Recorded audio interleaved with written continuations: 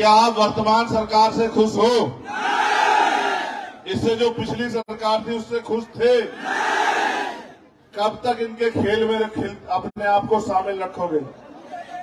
कभी ये कभी वो, आपका क्या? लोग शुरू हुए थे, नीमराणा, फिर अलवर, सुबह नगर और अब दौसा, और अभी 10 दिन लगभग 6 तारीख तक मैं यहीं हूं आपके बीच। क्यों पता है? क्योंकि संविधान बचाओ यात्रा चल रही है। कब बचेगा संविधान? गौर से सुनो, अपने मन की भावना अपने अंदर रखो और मेरी बात पे गौर करो। मैं बहुजन समाज में जन्मे सभी संतों, गुरुओं, महापुरुषों को नमन करता हूं।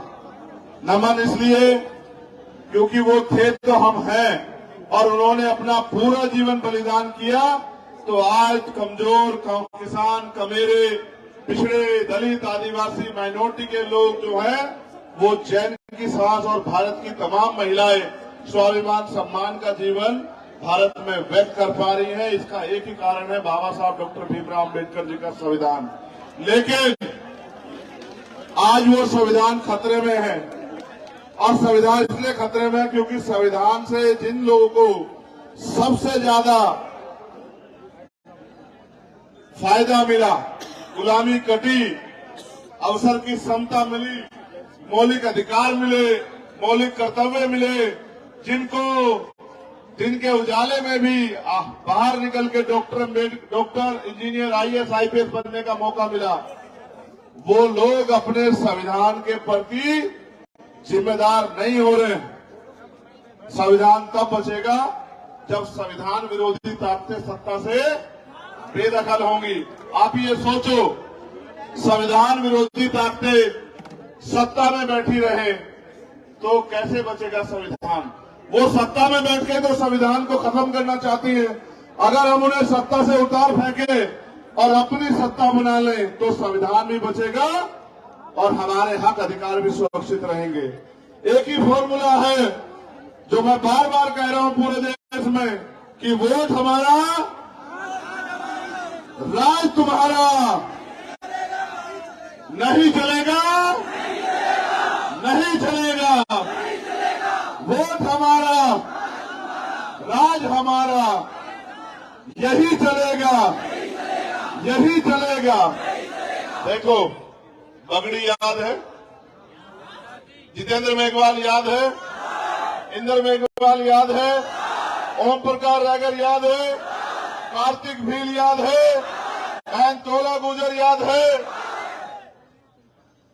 कितनी अन्याय, कितना जुल्म, कितनी तकलीफें, कितनी लाठियां, कितना अन्याय साहब ने और किनके राज में सहा। आज की सरकार, जिसके नेता हैं अशोक गहलोत साहब, और 2 अप्रैल 2018 का आंदोलन याद है या नहीं है? 17 भाइयों की शहीदी, हजारों पे मुकदमे, जेल, राशु का लाठिया, याद है या नहीं है? और समाज पे कुर्बान होने वाले नौजवान याद है या नहीं है? कैसे बदलेगी जिंदगी? अगर हमने गलती की, उसका खामियाजा कौन भुगतेगा? अगले 5 साल अगर अन्याय, अत्याचार, जुल्म जाति सहनी है, बहन बेटियों के साथ अपमान होता देखना है, रोजगार के नाम पे छलावा देखना है, छूट देखना है, चोर बाजारी देखनी है, भ्रष्टाचार देखना, तो इनको जिता दो। और अगर ये सब बंद करना है तो आजाद समाज पार्टी को ताकतवर बना दो।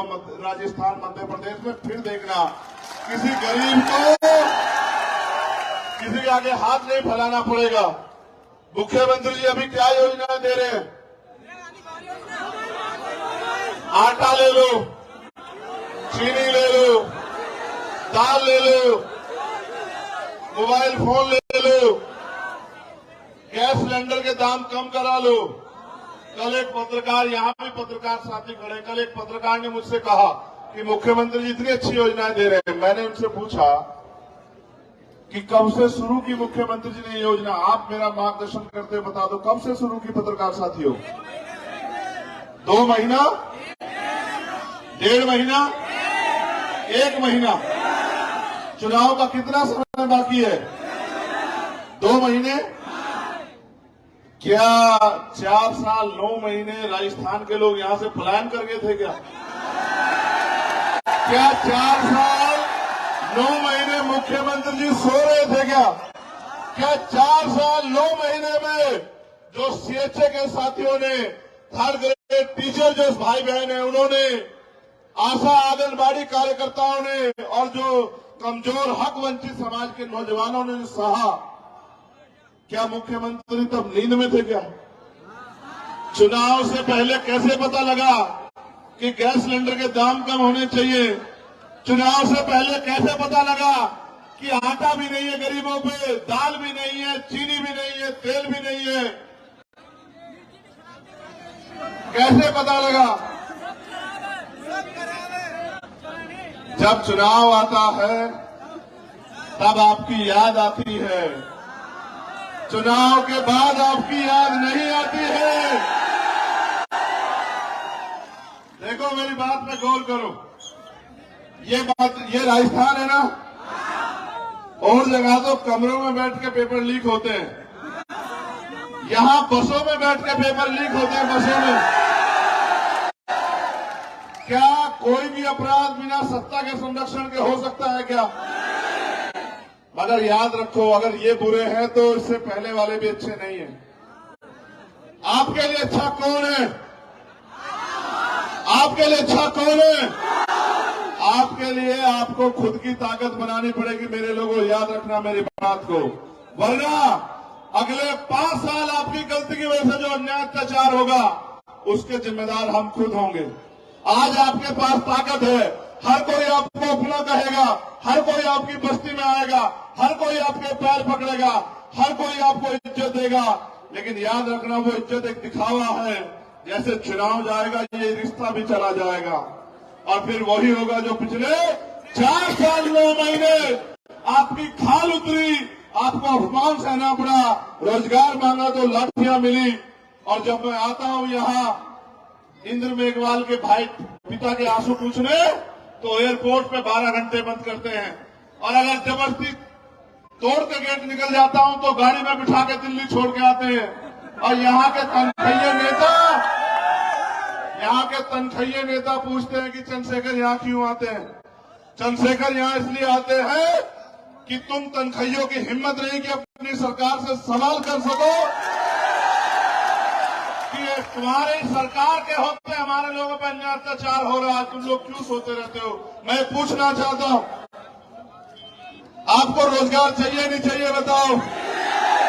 आपको महंगाई खत्म करवानी नहीं करवानी बताओ? जो भूमि है उनको भूमि चाहिए नहीं चाहिए बताओ? कैसे मिलेगी? नहीं, ऐसे नहीं। जब कलम की ताकत आपके हाथ में आएगी तब मिलेगी। मुख्यमंत्री जी कितने पैसे दे रहे हैं आपकी जिंदगी संवारने के लिए? काउंट करो सारा पैसा जो दे रहे हैं वो सब्सिडी मिला के 1,000 रुपए महीना दे रहे होंगे। सवाल 1,000 रुपए का नहीं है मेरे लोगों, सवाल है राजस्थान के 3,40,000 करोड़ रुपए का। यहां का टैक्स है, यहां का बजट है 3,40,000 करोड़। मेरी निगाह उस बजट पे है कि उसका प्रयोग नौजवानों के भविष्य को बदलने के लिए होना चाहिए, उसका प्रयोग बहन बेटियों के सम्मान की रक्षा के लिए और उनके सशक्तिकरण के लिए होना चाहिए। उस धन का प्रयोग आपको तरक्की दिलाने के लिए, अच्छे स्कूल खोलने के लिए, अच्छे हॉस्पिटल खोलने के लिए होना चाहिए, और उसका प्रयोग आपको पढ़ने के लिए, विदेश भेजने के लिए होना चाहिए। आपको उद्योग धंधे मिले, लोन मिले, इसके लिए होना चाहिए। लेकिन मुख्यमंत्री जी कर देंगे क्या? कोई नहीं करेगा। 75 साल में किसी ने किया है क्या? सच पता नहीं है क्या आपको? अगर आप मेहनत मजदूरी ना करो आपके घर का चूल्हा नहीं जलेगा। समझते हो नहीं समझते हो? आप इतनी बड़ी संख्या में क्यों जुटे? क्योंकि आप और मेरा दर्द एक है। और आप मैं जानते हैं कि बाबा साहब अम्बेडकर ने हमें वोट का अधिकार बिकने के लिए नहीं दिया था। मेरे लोगों, वोट का अधिकार हमें गुलामी से मुक्ति के लिए मिला है। और अगर वाकई में आप गुलामी की बेड़ियां काटना चाहते हो तो तैयार हो जाओ, एक कदम मेरे साथ मिलकर आगे बढ़ाओ और 2 मौका इस बार आजाद समाज पार्टी को फिर देखो। कोई जालिम नहीं होगा यहां जो हमारी बहन बेटियों की तरफ आंख उठा ले, ना फिर कोई घोड़ी पे बैठने पे हत्या करेगा, ना जितेंद्र मेघवाल की तरह मूछे रखने पे हत्या करेगा, न मटकी छूने पे हत्या करेगा, न बहन बेटियां शोषित रहेंगी। मैं आपसे यही कहना चाहता हूं, सरकार में बहुत शक्ति है। मरे हुए व्यक्ति को जिंदा करने की बजाय सारी शक्ति सरकार के पास है और शक्ति प्राप्त करने का तरीका बाबा साहब अम्बेडकर ने वोट की ताकत से दिया है। अपनी सरकार बनाओ, अपने विधायक जिताओ और अपनी समस्या मुझे कागज में लिख के दे दो। 6 महीने में अगर आपके वारे नारे ना कर दिए फिर आप मुझे बताना। ये इस बात को जानते हैं। देखो, बहुत गंभीर बात बताऊंगा, माए बहनों को मैं समझता हूं। ये इस बात को जानते हैं कि अगर कोई गरीब का बेटा आएगा तो गरीबों की बात होगी। ये इस बात को जानते हैं। क्या आप, मैं झूठ बोल रहा तो बताना, कितने ऐसे लोग होंगे जिन्होंने ट्रेन में बिना टिकट सफर किया होगा अपनी परीक्षा देने जाने के लिए? कितने ऐसे लोग होंगे कि पेट में भूख होगी और सामने दुकान होगी, पकवान रखे होंगे लेकिन जेब में पैसा नहीं होगा? कितनी ऐसी बहनें होंगी कि बहुत कुछ मन होगा लेकिन जेब में पैसे न होने की वजह से ऐसे ही दिल में सुकून करके वापस बाजार से लौटी होंगी? कितनी ऐसी बहनें होंगी जिनकी तमन्ना होंगी डॉक्टर इंजीनियर बनने की लेकिन पिताजी की जेब में पैसे नहीं होंगे? कितनी ऐसी बहनें होंगी जिनके सपने होंगे आगे बढ़ने के और आर्थिक अभाव में वो कुचले गए होंगे? कितने ऐसे नौजवान होंगे जिनके पास बहुत हिम्मत होगी लेकिन पिताजी की जेब में पैसे नहीं थे तो सपने सपने रह गए? ऐसे कितने लोग होंगे राजस्थान में, आप सर्वे कराना, जिनके मकान आज भी कच्चे मिलेंगे। मैं भी रुका था एक गांव में, उसका नाम मेरे याद नहीं आ रहा, जहां मैं रुका था अभी, खेड़ली में, प्लास्टर नहीं मकानों पे। और मैं जानता हूं अपने लोगों के हाल। मैं राजस्थान का चप्पा चप्पा घुमा हूं कि पेट पे हाथ फेर के सो जाते हैं और अपने बच्चे को भी सुला देते हैं कि कल कहीं ना कहीं से रोटी का इंतजाम हो जाएगा। मैं जानता हूं भारत को, मैं जानता हूं राजस्थान को, मैं जानता हूं मध्य प्रदेश, उत्तर प्रदेश, बिहार को कि कमजोरों का कोई रखवाली नहीं है। कमजोरों को अपनी रखवाली खुद करनी पड़ेगी। अब मैं आपसे आग्रह करूंगा मेरे लोगों, क्योंकि हमें संविधान बचाओ यात्रा को भी आगे बढ़ाना है।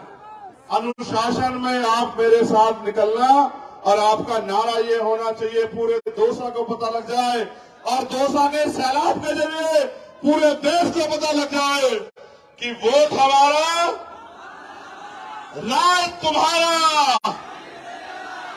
नहीं चलेगा, नहीं चलेगा।